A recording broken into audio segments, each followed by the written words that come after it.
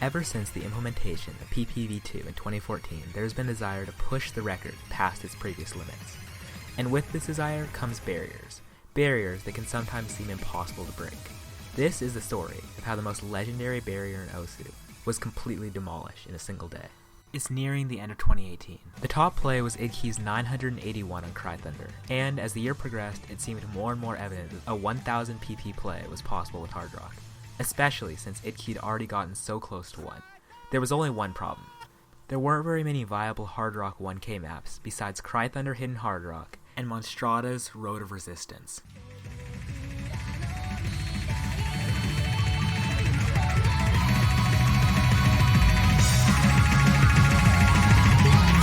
I'm getting consistent. This is okay.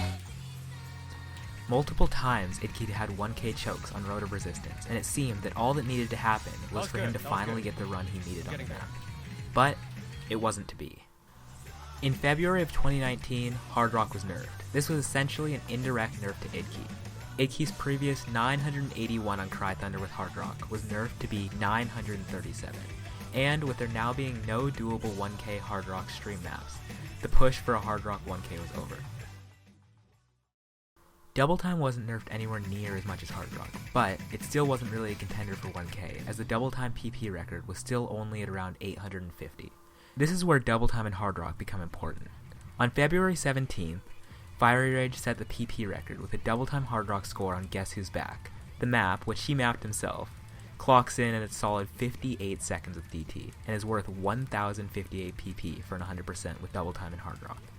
It really seemed like the only conceivable way that a 1K would happen is by playing a ridiculously short Fiery map hundreds, or maybe even thousands of times until you get the run of a lifetime. But it didn't happen, and as June approached, Fiery's record still stood as it had for the last 5 months, and it seemed 1K was not in the near future. And then it happened. In June of 2019, Vaxei returned to OSU, and on the 19th, he shocked the community by setting 2 900 PP plays in one day, both on longer maps with hidden Double Time. Before this, he was rank 14, and in just one day, he climbed to rank 6. People were starting to wonder just how good he was, and 4 days later, on June 23rd, he showed them. He set a 972 PP play on Fiery Rage's Lonely Go map, which was the PP record at the time. The play brought him to rank 4. This was the second PP record in a row to have been set on a Fiery Rage map with 3-mod, and it seemed that that would be the way 1K would happen. And for many, this was an off-putting idea. Shorter maps are almost always less exciting to watch, and people didn't want a repeat of Freedom Diver's 900 touchscreen. Now, with the return of Vaxei, all eyes were focused on him and his insane skill in comparison to all the other DT players at the time. But there was one other person who was closing in on 1K. When the Hard Rock nerf was put in place on February 7th, it seemed that all hope was lost for Hard Rock to become the first 1K PP. But 3 days later, it happened. The Foreground Eclipse song compilation was qualified. The map was perfect for 1K. It was 8 stars with Hard Rock, had ridiculously spaced stream at the end, and gave over 1000 PP with 99% accuracy. He had already played the map and gotten 870 after only a few attempts with Hard Rock while it was qualified. If he grinded enough, 1000 PP was almost certainly possible. There was just one problem. Idke doesn't really care about PP. I don't see the point in making milestones in terms of PP, because if I do, I'm gonna get nerfed anyways. And I think especially after the previous nerf that was essentially just there to nerf him, he felt like there wasn't much point in trying for a record again. But he gave it a few attempts, including a 1K choke on the day it was ranked. This play was made on the same day as Fiery's record and was less than 5 PP away from beating it. This made it abundantly clear just how absurdly dominant Idke was and how easily he could have gotten 1K if he tried. But because of his low motivation to get PP, he didn't grind it out, and as time passed, it seemed increasingly likely that he never would. The date is July 8th, 2019. At the time, Idke isn't playing all too often, and Vaxei is fresh off a couple of really high-performance 3-mod plays. Everybody expected him to farm something like Chica, or maybe Lonely Go, but that wasn't his plan. For a few weeks, he'd been putting in attempts on the reform map Tsukinami with DT, and had gotten a 2-miss run that would have been almost 1K at FC. This was incredible because Tsukinami wasn't short or disc-spike oriented like the 3-mod maps the previous records had been on. People were starting to get hyped that 1K on Tsukinami was actually legitimately possible. So, what made this map so special in comparison to all the other 3-mod maps that people were expecting? Well, Tsukinami with DT is a 3-minute long, 8.8 star, 270 BPM monster of a map. It includes multiple streams and long single tap sections that when Vaxei was given the map made even him question if his high BPM stamina was good enough to pull it off. The first half of the map is fairly difficult, with it being 8.08 stars by itself. It ramps up at the second half with lots of 8.2 to 8.3 star jumps. But the climax of the song is where the map really goes off. The map has longer streams, full cross-screen jumps, and after all of this, the map had a space stream following a couple of difficult jumps. This pattern is incredibly easy to miss aim. This meant that the perfect run could be absolutely demolished in a matter of seconds. This section will punish anything besides godlike consistency with its run-killing qualities. All of this after 2.5 minutes of 8-star jumps. This goes to say that Vaxei was the only one who had anywhere near the speed and consistency needed to pull off a play of this magnitude. And pull it off he did.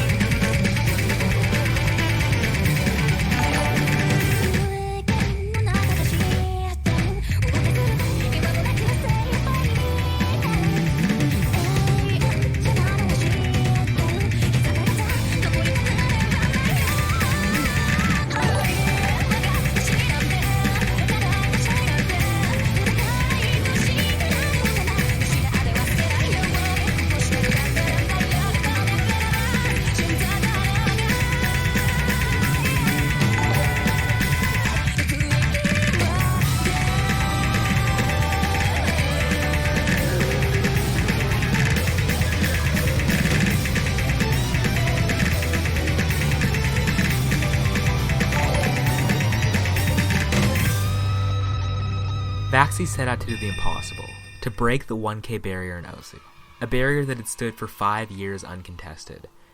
And on July 8th, with 4,000 viewers, he did it. It was insane. The fact that the first 1,000 PP play was done on a map that wasn't a 40-second long Fire Rage map was mind-blowing. And it seemed like we had just witnessed a record that would hold for months. But that clearly wasn't what Idke had planned. In the months leading up to July 8th, Idke had lost most of his interest in PP. But once Vaxei had set the first 1K, he was brought back to the idea of PP and going for a record or milestone. So, on July 9th, within 24 hours of Vaxei's stream, he started his. And after only a couple of attempts, he did it. His ease of execution on the day of the record led many to believe that this play wasn't as impressive as Vaxei's. This obviously is very subjective, but I think people don't realize just how insane this play is. The map starts off fairly tame. Well, if you call constant 7-star jumps and streams for 3 minutes tame.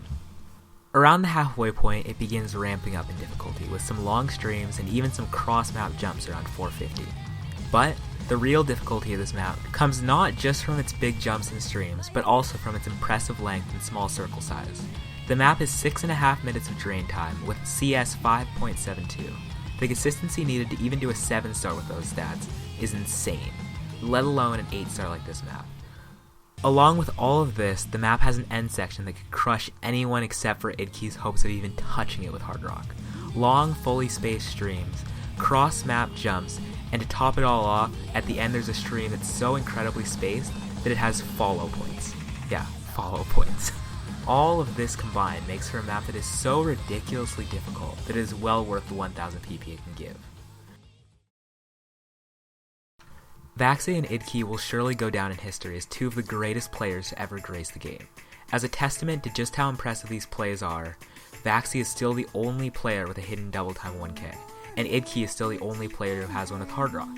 There have always been those who will be complacent and do what's expected of them. The story of Vaxei's hidden double time 1K and Idke's ridiculous domination over Hard Rock shows that people who don't conform to those ideals are the ones who will break down boundaries and set records. I think both of these players will be seen as symbols of what a legendary player is to future players, just like Akizi or Uruchi in the past. The word Osu is a combination of the words Oshi, which means to push, and Shinobu, which means to endure. The story of the first 1K is a perfect reflection of just what Osu represents, and I think that's pretty awesome.